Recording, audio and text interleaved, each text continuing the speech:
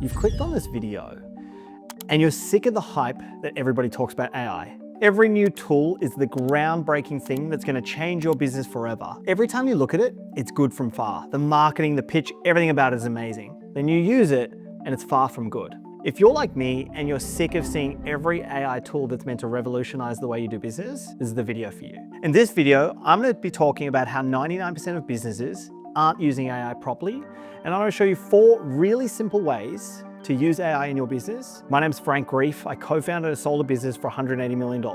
When we started, there was no AI. Right now has never been a better time to build a business. In this video, I'm gonna go through ChatGPT Projects. We're gonna be talking about how to set it up like a co-founder. I'm gonna show you how to use AI in your hiring process. And finally, how to use deep research for your legal documents.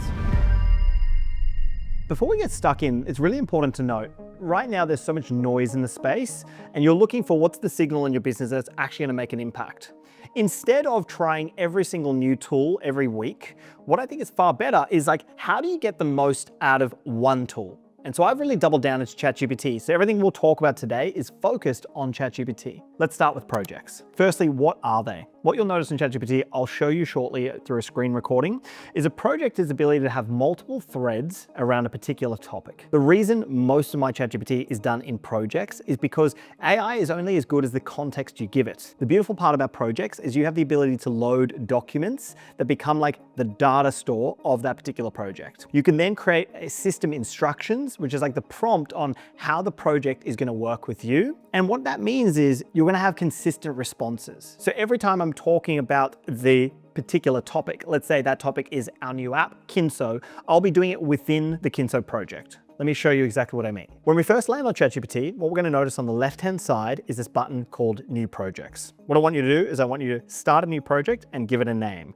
So let's pretend it's your business. Once we create that project, you're gonna have 2 options. One is to add a files and one is to add system instructions. Now what I've done in the bottom of the notes to the YouTube channel, I've given you the exact way that I lay out my projects specifically for your business. So I'm gonna open up that, and what you'll notice in my project files is I have a number of things which helps ChatGPT understand about my business. So we have the go-to-market strategy, brand voice, the operating playbook, the initiatives, the business overview, and finally the product strategy. And what that's gonna do is every time it gives you an answer, it is using that as context, so the answers are far better for you. We then have instructions, and again, in the notes, I will give you the exact prompt I use, and this acts like a co-founder to my business. And so it's really strategic in the way it will respond. I won't go through all the detail, but you can kind of see here, it says, you know, you're my strategic co-founder, my creative partner, and my operational force. I want you to think like someone who scaled a business from 10 to 100 million. Your default behavior mirrors a high performance business partner, and so on. And you can see like the instructions for the prompt are really deep. And this is so important to understand about AI is like, if you give it something like a prompt, like help me create a piece of content about, the response is gonna suck. It's gonna be really generic. You haven't been specific enough. And so you'll notice in these prompts that I give you, they're really, really detailed. Every time I then have a conversation inside a project about the particular topic, I'm doing it in here. But here's the real superpower. By setting up your projects in this particular way, it also allows you to do voice. So of course, every thread in ChatGPT has this ability to turn on voice mode. And voice mode is that ability to kind of talk to AI back and forth. And so what I do is, because I have these projects, when I'm driving in the car and I have an idea and that idea is about business, I open up the project. Of course, at this particular time, I'm not driving and doing this because I'm crazy. I pull over and I open it up, and then I now can talk to ChatGPT, and I'm doing it inside the project. I don't need to do any crazy prompting. We can just have a discussion and it knows that we're talking about everything inside the business. Now, next up, we talked about this idea of having a co-founder. Now, again, it's the same instructions I have in my project. I have this here because the problem that we have with AI often is it's going to respond to you. It's almost like annoyingly positive. Like here I have an idea and it's like, oh my God, like Frank, you are revolutionizing the game. And then actually like the idea sucks. And so by having this co-founder prompt, what it's going to do, it's going to be a lot more critical in its responses to you, and it's thinking from a lens of like, what might you be missing?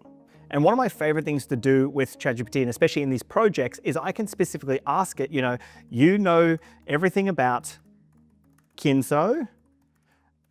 What am I missing? And what questions am I not asking? And just this simple change to the way you do things is going to make such a big difference, because as it normally responds, it's like, yeah, that's great, this is great, that's great. Instead, now it's going, okay, like now he's asking, like, what doesn't he know? And the response that comes back is going to be far better. Now, the last piece of the puzzle I touch on when it comes to projects and co-founder, you'll notice I'm using the O3 model. What I've seen over time is the O4 model, it's really quick to give you answers, which is kind of cool. However, those answers are not thoughtful and considered. And O3 will take a minute, 2, 3 to give you a response, or in this case, only 33 seconds. But the responses are far more thoughtfully considered and far better. And so for most of my work, I'm using the O3 model, which is what we call a reasoning model. Let's next talk about hiring. Now, before you start freaking out going like, Frank, you're using AI to hire humans, what are you doing? It's not that I'm letting the AI decide what to do, but I'm adding an extra layer to like, how do I take another way to measure if I should hire someone and have a really standardized approach? Here's the key. Hiring is the most critical role you can do as a founder and an owner of a business. If you get it wrong, your business can be ruined. If you get it right, you can have a humongous company that's worth lots and lots of money. And so you need to understand, like, it's really, really important. So how can you get better at the process? So what I've done with my hiring is I have created a process which I'll show and talk you through.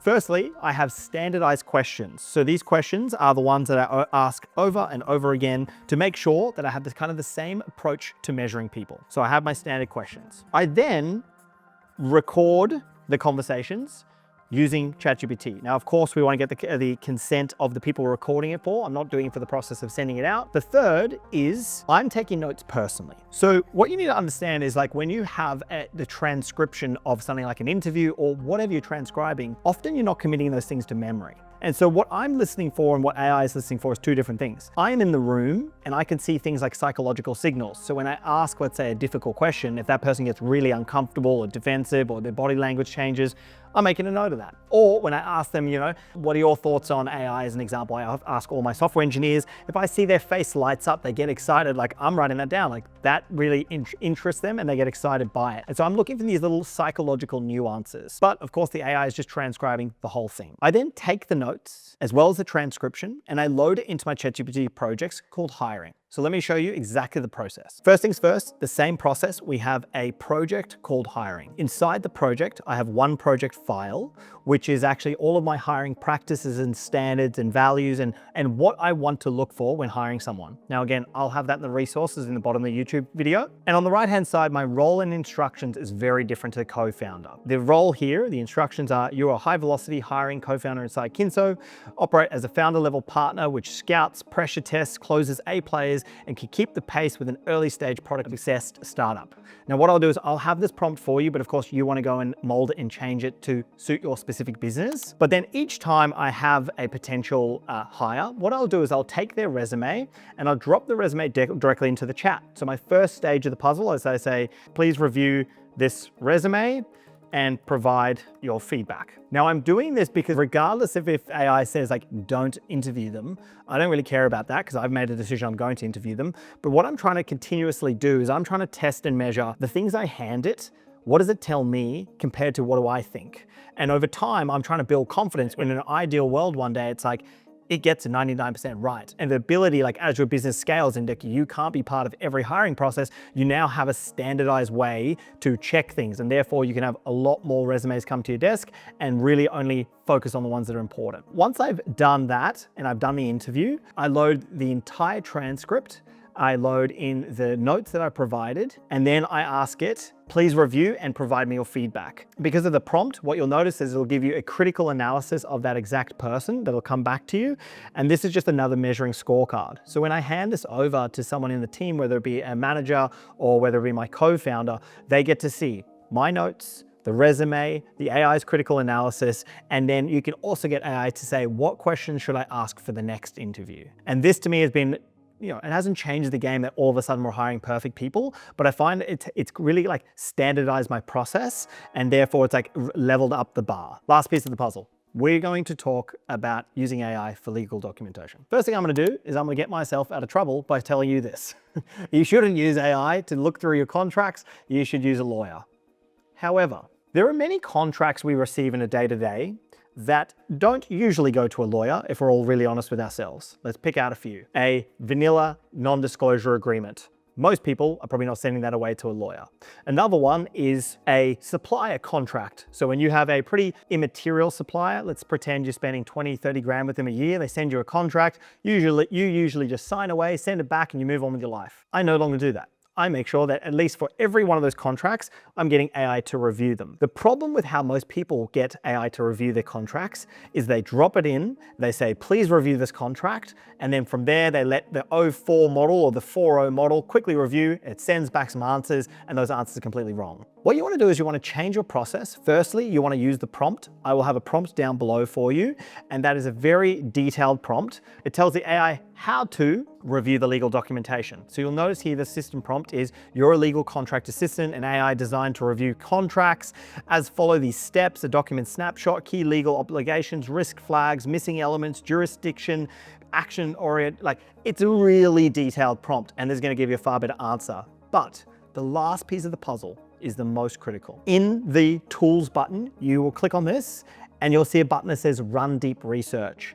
When you drop your file, you want to make sure it's running the deep research. Why is that? This will make sure that the AI is going to go through and take its time for the entire legal document. That might be 3 pages, 10 pages, 100 pages. You want to make sure it's reading every single word and using the prompt, and the response back will be incredibly detailed compared to the '40 model, which will 100% hallucinate and get a bunch of things wrong. And once I figured this out, and once ChatGPT had increased this ability to actually allow you to run deep research on individual documents, it changed the whole process. But remember, if it's a really important document, get your lawyers to look over it. So before we finish up, understanding today, like, I haven't done anything groundbreaking, but what I'm doing is I'm getting deeper and better at being able to use a simple tool, which is ChatGPT. Most people are just not getting the uplift because they only spend 10 minutes trying to figure it out and they go, oh, the answers aren't quite right. The more you use it, the more they're updating, the better and better it becomes. The reason I've used ChatGPT as my preferred AI choice is because it has memories and it can store everything about you and your business, and I find that incredibly useful. Something like a Google Gemini, it's not remembering me and my context, which means every time I have to create a prompt, I have to make it really like delivered with a lot of context. And so I just think ChatGPT right now for business is just the best option for me. I hope this was helpful. I hope this was worth it. If you've enjoyed it, I'd really appreciate a little like down below, maybe a little subscribe. You know, a bunch of people watch it, they don't subscribe, it hurts my feelings. And we're gonna do more videos, so enjoy. Thank you.